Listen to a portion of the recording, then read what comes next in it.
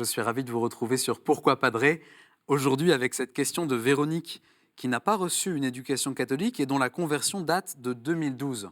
Aujourd'hui, elle est baptisée et elle se demande, puis-je vivre ma foi solitairement ou bien est-ce que j'ai besoin d'être accompagnée spirituellement? Alors, pour répondre à cette question, la première chose, je crois, c'est cette espèce d'adage qui nous dit un chrétien seul est un chrétien en danger.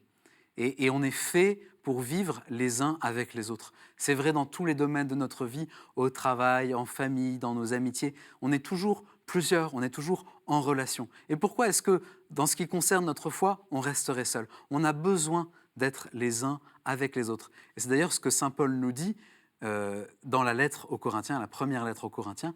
Il nous dit qu'on est un seul corps dont nous formons les membres.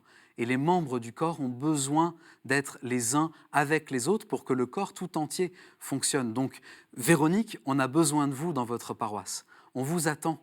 On a besoin de vous, vous êtes irremplaçable. Si vous n'êtes pas là, il manque quelque chose pour le corps, et si vous n'êtes pas là, il manque quelque chose pour vous aussi. Vous aurez du mal à grandir, vous aurez du mal à déployer ce que vous avez reçu lors de votre conversion. Il y a toujours le risque que les choses s'étiolent et que tout seul, on finisse par se fatiguer, se perdre.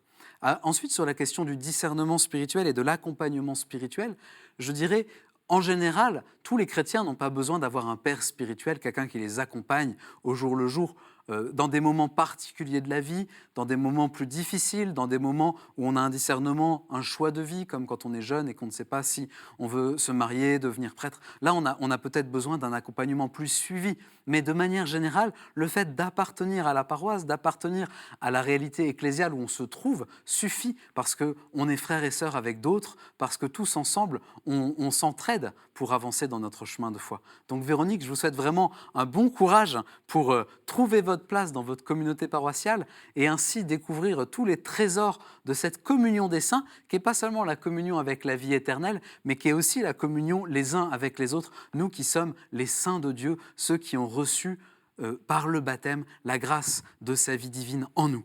Merci pour votre question. Et puis, beaucoup d'autres questions peuvent venir. Donc, envoyez-les nous à l'adresse suivante pourquoipadré@ktotv.com ou bien avec le hashtag pourquoipadré. Et puis, retrouvez-nous surtout sur ktotv.com. Merci et à bientôt.